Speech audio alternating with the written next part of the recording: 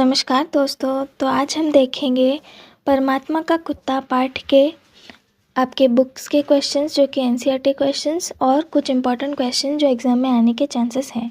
तो शुरू करते हैं। पहला प्रश्न, बूढ़े ने अपने को बेताज बादशाह क्यों कहा?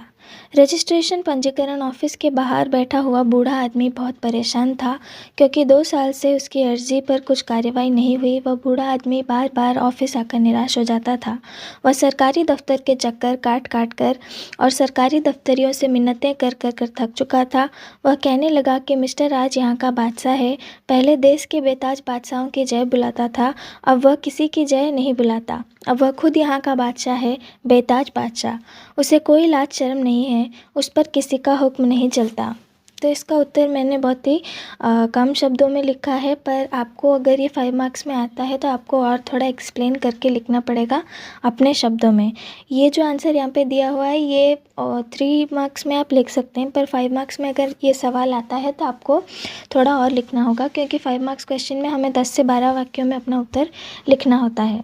अगला प्रश्न, बूढ़े ने कंपाउंड में आकर क्या किया? रजिस्ट्रेशन ऑफिस के कंपाउंड में उस दिन काफ़ी भीड़ थी। कंपाउंड में पेड़ के नीचे बिखर कर बैठे लोगों में 4 नए चेहरे आ शामिल हुए थे। उनमें से एक अधेड़ आदमी था जिसने अपनी पगड़ी ज़मीन पर बिछा ली थी और हाथ पीछे करके तथा टांगें फैलाकर उस पर बैठ गया था। फिर उसने खड़े होकर इतनी ऊंची आवाज़ लगाई कि सबका ध्यान उसकी तरफ आकर्षित होने लगा। वह बोलते समय अपने घुटनों पर हाथ मार रहा था। वह कहता है, सरकार वक्त ले रही है। 10-5 साल में सरकार फैसला करेगी कि अर्जी मंजूर होनी चाहिए या नहीं। सालों, यमराज भी तो हमारा वक्त गिन रहा है। उधर वक्त पूरा होगा और इधर पता चलेगा कि हमारी अर्जी मंजूर हो गई है। तो यहाँ पे हमें बताना था कि बूढ़े इंसान जो बूढ़ा आदमी था उसने कंपाउंड में आकर के क्या किया। तो वो जो भी कह रहा था वो वाक्य हमें अच्छे से बताना होगा कि वो क्या कह रहा था। अगला प्रश्न, बूढ़े के साथ और कौन कौन थे? उनकी कैसी दशा थी? रजिस्ट्रेशन ऑफिस के कंपाउंड में पेड़ के नीचे बैठे लोगों में 4 नए चेहरे आ शामिल हुए थे। एक अधेड़ आदमी था जिसने अपनी पगड़ी ज़मीन पर बिछा ली थी और हाथ पीछे करके तथा टांगें फैलाकर उस पर बैठ गया था। पगड़ी के सिरे की तरफ उससे ज़रा बड़ी उम्र की एक स्त्री और एक जवान लड़की बैठी थी और उनके पास खड़ा एक दुबला सा लड़का आसपास की हर चीज़ को घूरती नज़र से देख रहा था। जैसे कि मैंने कहा ये जो उत्तर है वो सब मैंने बहुत ही शॉर्ट में लिखा है। 4-5 लाइन में मैंने बता दिया है कि उत्तर क्या होना चाहिए। पर अगर ज़्यादा मार्क्स के सवाल में आपको ये सवाल पूछे जाते हैं तो आपको थोड़ा और एक्सप्लेन करना होगा कि वो स्त्री और वो बच्ची कौन थे, उनका क्या रिश्ता था, जो कि हम पाठ में पढ़ चुके हैं। वो उनकी भाभी थी जो कि विधवा थी। तो ये सब चीज़ें आपको एक्सप्लेन करनी पड़ेगी। अगला सवाल, ऑफिस के अंदर का दृश्य कैसा था? अंदर हॉल कमरे में फाइलें धीरे धीरे चल रही थी। 2-4 बाबू बीच की मेज के पास जमा होकर चाय पी रहे थे। उनमें से एक दफ्तरी कागज़ पर लिखी अपनी ताज़ा गज़ल दोस्तों को सुना रहा था और दोस्त इस विश्वास के साथ सुन रहे थे कि वह ज़रूर उसने शमा या 20वीं सदी के किसी पुराने अंक में से उड़ाई है। कुछ देर बाद कमिश्नर साहब अपने कमरे में तशरीफ़ ले आए। गुरमीत सिंह की फ़ाइल एक मेज़ से एक्शन के लिए दूसरी मेज़ पर पहुंची। सुरजीत सिंह बल गुरमीत सिंह मुस्कुराता हुआ हॉल से बाहर चला गया और जिस बाबू की मेज़ से फाइल गई थी वह 5 रुपए के नोट को सहलाता हुआ चाय पीने वालों के जमघट में शामिल हो गया। अगला प्रश्न, कमिश्नर साहब ने ऑफिस में आकर क्या किया? कमिश्नर साहब ऑफिस में आए तो कमरे से घंटी बजी। चपरासी से खिड़की का पर्दा ठीक कराकर कमिश्नर साहब ने मेज पर रखे ढेर से कागज़ों पर एक साथ दस्तखत किए और पाइप सुलगाकर रीडर्स डाइजेस्ट का ताज़ा अंक बैग से निकाल लिया। लेटिसिया वोल्डर्स का लेख कि उसे इतालवी मर्दों से क्यों प्यार है वे पढ़ चुके थे और लेखों में हृदय की शल्य चिकित्सा के संबंध में जेडी रेडक्लिफ का लेख उन्होंने सबसे पहले पढ़ने के लिए चुन रखा था। पृष्ठ 111 खोलकर वे हृदय के नए ऑपरेशन का ब्यौरा पढ़ने लगे। तो यहाँ पे बताना था कि कमिश्नर साहब ने ऑफिस में आकर क्या किया, तो इसी तरह से हमें एक्सप्लेन करना है। अगला प्रश्न, बूढ़े को ऑफिस के लोगों ने किस तरह समझाया? अधेड़ उम्र का आदमी बाहर बैठकर चिल्ला रहा था, चपरासी अपने हथियार लिए हुए उसके पास आया, उसे बाहर हटाने की कोशिश की। चपरासी पुलिस की धमकी देने लगा, फिर भी वह आदमी बेफिक्र रहा। अंदर से कई एक बाबू निकल कर बाहर आ गए। वह आदमी गालियां देता रहा। कुछ देर बाद एक बाबू हाथ जोड़कर बोला, बाबा जी बस करो, हम लोगों पर रहम खाओ और अपनी संतवाणी बंद करो। बताओ तुम्हारा केस क्या है। जिसे सुनकर वह व्यक्ति और भड़क जाता है। जब दफ्तर के लोग उन्हें कल आने को कहते हैं तो वह और गालियां देने लगता है। बाबू लोग अपनी सद्भावना के प्रभाव से निराश होकर अंदर लौट जाते हैं। तो जब ऐसे प्रश्न हमारे पास आते हैं कि हमें किसी सिचुएशन को बताना होता है, किसी घटना को एक्सप्लेन करना होता है, तब हम अपना उत्तर वहीं से शुरू नहीं करेंगे। हमें पहले बताना होगा कि उससे पहले क्या हो रहा था। जैसे यहाँ पे सवाल में पूछा गया है कि बूढ़े को ऑफिस के लोगों ने किस तरह समझाया, तो ये उत्तर शुरू करने से पहले हमें बताना पड़ेगा कि बूढ़ा आदमी क्या कर रहा था और उसे क्यों समझाना पड़ा। तो हमें ये भी बताना पड़ेगा कि वो चिल्ला रहे थे या क्या हो रहा था, वो घटना को हमें थोड़ा अच्छे से एक्सप्लेन करना होगा। अगला प्रश्न, ऑफिस के बाहर चिल्लाने से बूढ़े को कैसा लाभ मिला। बूढ़े ने उनके सामने मौखिक रूप से अपनी अर्जी बताई। बूढ़े ने कहा कि मेरा केस 2 साल से आपके पास है। बूढ़े आदमी के चिल्लाने पर 2 साल से पड़ा हुआ काम आधे घंटे में हो गया। कमिश्नर साहब ने अंदर से आकर उस आदमी को बुलाया। जब आधे घंटे के बाद वह आदमी हंसता हुआ बाहर निकल आया, तब उसका काम हो चुका था। 2 साल से अर्जी देकर और दफ्तर के चक्कर काट कर जो काम अब तक नहीं हुआ था, वही काम चिल्लाने से आधे घंटे में हो गया। अगला प्रश्न, परमात्मा का कुत्ता कहानी का सार अपने शब्दों में लिखिए। रजिस्ट्रेशन ऑफिस के बाहर आसपास भीड़ थी। लोग इधर उधर यातायात कर रहे थे। अंदर हॉल कमरे में फाइलें धीरे धीरे चल रही थी। कई बाबू मेज के पास जमा होकर चाय पी रहे थे। एक दफ्तरी दोस्तों को गज़ल सुना रहा था। कमिश्नर बैठकर रीडर्स डाइजेस्ट पढ़ रहे थे।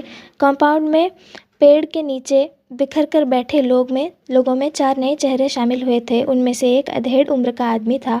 वह सरकार को दी हुई अर्जी के बारे में चिल्ला रहा था, गालियां भी दे रहा था। उसने सरकारी कार्यालयों में होती आ रही गैर जिम्मेदाराना हरकत और उनकी वास्तविकता का वर्णन तीखे शब्दों में किया।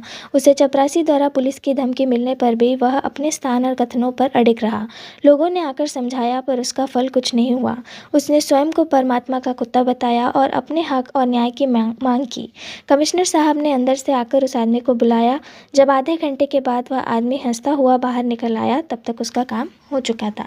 तो जब हमें सार या सारांश पूछा जाता है तो हमें पूरे स्टोरी को शॉर्ट में बताना होता है कि पूरी कहानी में, पूरे विषय में क्या हुआ था। सारांश अर्थात समरी जो भी हम लिखते हैं, तो इसी तरह से आपको एक्सप्लेन करना है। चाहिए किसी भी चैप्टर में आए, किसी भी पार्ट के लिए पूछ सकता है। तो सार जब बताना होता है तो हमें सब कुछ एकदम शॉर्ट में बताना होगा कि हमने विषय में क्या पढ़ा है, विषय में क्या हुआ है। अगला प्रश्न है, इस कहानी के माध्यम से लेखक हमें क्या संदेश देना चाहते हैं। इस कहानी के माध्यम से कहानीकार लेखक मोहन राकेश जी ने यहाँ कहा है कि आजकल सरकारी व्यवस्था ऐसी हो गई है कि लोगों को एक काम के लिए ऑफिस में बार बार दौड़ना पड़ता है। कहानीकार ने वास्तविकता तथा व्यक्ति के संघर्ष का संदेश दिया है। हमारे समाज में जनता के लिए अधिकारियों को कोई चिंता नहीं। स्तुति, सिफारिश, रिश्वत और दबाव आदि से काम बनते हैं। स्वातंत्रोत्तर भारत की नई दिशा और बदलती ज़िंदगी को यथार्थ के साथ संघर्ष करने के लिए राकेश जी ने परमात्मा का कुत्ता की सृष्टि की है, जिसमें अन्याय के खिलाफ आवाज़ उठाई गई है। वास्तविकता यह है कि हमारे समाज में रिश्वतखोरी और मनमानी ऐसी बढ़ गई है कि इसे हटाने के लिए हमें आवाज़ उठानी पड़ती है। इसके लिए एक सामाजिक क्रांति की आवश्यकता है। तो इस प्रश्न में हमें बताना था कि लेखक हमें क्या संदेश देना चाहते थे। ये हम पाठ के बारे में अगर पढ़ेंगे तो जो विषय के बाद दिया रहता है हमारे बुक में, उससे भी हम समझ जाएंगे कि क्या लिखना है। बाकी आप लोगों ने जो भी सीखा है, आपको अपना जो भी लगता है कि हाँ हमें इस विषय से ये संदेश मिल रहा है, तो आप अपने शब्दों में भी उत्तर को बदल करके लिख सकते हैं। अगला प्रश्न, परमात्मा का कुत्ता शीर्षक की सार्थकता प्रतिपादित कीजिए। इस प्रश्न का अर्थ है कि इस विषय का नाम जो परमात्मा का कुत्ता रखा गया है वो क्यों रखा गया है, इसे क्या हमें समझाना चाह रहे थे लेखक कि इसका नाम परमात्मा का कुत्ता रखा गया। उत्तर देखेंगे। परमात्मा का कुत्ता कहानी के कहानीकार मोहन राकेश जी की यह एक समसामयिक कहानी है। इस कहानी के ज़रिए उन्होंने तत्कालीन समाज में सरकारी ऑफिसों की स्थिति तथा कार्य करने के तौर तरीकों का वर्णन किया है। लेखक उस आदमी के जरिए कहते हैं कि आदमी को अपने हक के लिए कुत्ता बनना होगा। उसे अन्याय, अत्याचार और रिश्वतखोरी के खिलाफ आवाज़ उठानी होगी। यदि आदमी की तरह लड़ने से नहीं हो पाया तो उसे कुत्ते की तरह भी भौंकना होगा। वह परमात्मा का कुत्ता है, उनकी दी हुई हवा खाकर जीता है, उसकी तरफ से लड़ता है। उसे किसी से डरना नहीं चाहिए, अपना हक मिलने तक उसे लड़ना चाहिए। एक बूढ़े का 2 साल से पड़ा हुआ काम आधे घंटे में ही हो गया, क्योंकि उसने हिम्मत दिखाई, अपने हक को पाने के लिए लड़ाई की और आवाज़ उठाई। उसने तब तक हार नहीं मानी जब तक उसे उसका हक और न्याय नहीं मिला। तो हमें इसे कैसे एक्सप्लेन करना है? हमें इसमें बताना है कि जो शीर्षक इस कहानी को दिया गया है वो सही है, क्योंकि हम जो हैं हम ईश्वर के कुत्ते के समान ही हैं। हम उनका खाते हैं और उन्होंने हमें यहाँ भेजा है ताकि हम यहाँ पे अच्छी तरह से रहें, अच्छे ढंग से व्यवहार करें, अच्छा कार्य करें, गलत जो हो रहा है उसे रोकें। तो इसे इस तरह से एक्सप्लेन करना है। अगला प्रश्न, परमात्मा का कुत्ता पाठ में से सरकारी दफ्तर के बाहर के दृश्य का वर्णन कीजिए। बहुत से लोग यहाँ वहाँ सिर लटकाए बैठे थे, जैसे किसी का मातम करने आए हो। कुछ लोग अपनी पोटलियाँ खोलकर खाना खा रहे थे। 2-1 व्यक्ति पगड़ियाँ सिर के नीचे रखकर कंपाउंड के बाहर सड़क के किनारे बिखर गए थे। छोले कुलचे वाले का रोजगार गर्म था और कमेटी के नल के पास एक छोटा मोटा क्यू लगा था। नल के पास कुर्सी डालकर बैठा अर्जी नवीस धड़ाधड़ अर्जियाँ टाइप कर रहा था। सफ़ेद दाढ़ियों वाले 2-3 लंबे ऊंचे जाट अपनी लाठियों पर झुके हुए उसके खाली होने का इंतजार कर रहे थे। धूप से बचने के लिए अर्जी नवीस ने जो टाट का पर्दा लगा रखा था वह हवा से उड़ा जा रहा था। थोड़े दूर मोड़े पर बैठा उसका लड़का अंग्रेजी प्राइमर को रट्टा लगा रहा था। कमीज़ों के आधे बटन खोले और बगल में फाइलें दबाए कुछ बाबू एक दूसरे से छेड़खानी करते हुए रजिस्ट्रेशन ब्रांच से रिकॉर्ड ब्रांच की तरफ जा रहे थे। लाल बेल्ट वाला चपरासी आसपास के भीड़ से उदासीन अपने स्टूल पर बैठा मन ही मन कुछ हिसाब कर रहा था। सारे कंपाउंड में सितंबर की खुली धूप फैली थी। चिड़ियों के कुछ बच्चे डालों से कूदने और फिर ऊपर को उड़ने का अभ्यास कर रहे थे और कई बड़े बड़े कौवे पोर्च के एक सिरे से दूसरे सिरे तक चहलकदमी कर रहे थे। एक 70-75 की बुढ़िया जिसका सिर कांप रहा था और चेहरा झुर्रियों के गुंजल के सिवा कुछ नहीं था, लोगों से पूछ रही थी कि वह अपने लड़के के मरने के बाद उसके नाम अलॉट हुई ज़मीन की हकदार हो जाती है या नहीं। तो जब ऐसा सवाल हमें पूछा जाता है जिसमें हमें दृश्य का वर्णन करना हो या घटना का वर्णन करना हो, तो हमें किताबी शब्दों का प्रयोग करना ही होता है। तो ये उत्तर बड़ा है थोड़ा सा, इसमें अगर आप चाहें तो थोड़ी हेरफेर कर सकते हैं, कुछ चीज़ों को स्किप कर सकते हैं, चाहे तो छोड़ दीजिए, मत लिखिए, पर इसे इसी तरह से लिखना होगा। और जो जो चीज़ें हो रही थी कोशिश कीजिए कि आप डिटेल में लिख पाएँ। अगला प्रश्न, बाबा जी आज जाओ, कल या परसों आ जाना, तुम्हारी अर्जी की कार्यवाही तकरीबन पूरी हो चुकी है। सरकारी दफ्तर के आदमी के इस कथन पर बूढ़े आदमी की प्रतिक्रिया कैसी थी? उत्तर, बूढ़े आदमी ने कुछ ऐसा कहा, और मैं खुद ही तकरीबन पूरा हो चुका हूँ। अब देखना यह है कि पहले कार्यवाही पूरी होती है कि पहले मैं पूरा होता हूँ। एक तरफ सरकार का हुनर है और दूसरी तरफ परमात्मा का हुनर है। तुम्हारा तकरीबन अभी दफ्तर में ही रहेगा और मेरा तकरीबन कफन में पहुँच जाएगा। सालों ने सारी पढ़ाई खर्च करके 2 लफ्ज़ ईजाद किए हैं, शायद और तकरीबन। शायद आपके कागज़ ऊपर चले गए हैं, तकरीबन कार्यवाही पूरी हो चुकी है। शायद से निकालो और तकरीबन में डाल दो, तकरीबन से निकालो और शायद में गर्क कर दो। तकरीबन 3-4 महीने में तहकीकात होगी, शायद महीने 2 महीने में रिपोर्ट आएगी। मैं आज शायद और तकरीबन दोनों घर पर छोड़ आया हूँ। मैं यहाँ बैठा हूँ और यहीं बैठा रहूँगा। मेरा काम होना है तो आज ही होगा और अभी होगा। तुम्हारे शायद और तकरीबन के ग्राहक ये सब खड़े हैं, यह ठगी इनसे करो।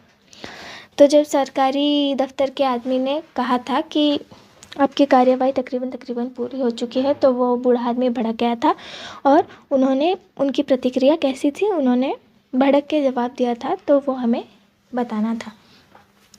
तो यही था इस विषय के बारे में। इतने ही क्वेश्चंस हैं जो कि एक्सपेक्टेड हैं और इम्पॉर्टेंट हैं, इसके बाहर तो कुछ भी नहीं आ सकता। अगर आएगा भी तो अगर आप विषय को अच्छे से समझ गए हैं तो आप उत्तर अपने हिसाब से लिख सकते हैं। तो मेरे हिसाब से अब आपको कोई भी परेशानी नहीं होगी इस विषय को लेकर। विषय को अच्छे से पढ़िए ताकि आप उत्तर लिख पाएँ। तो आज के लिए बस इतना ही, मिलते हैं अगली वीडियो में। धन्यवाद।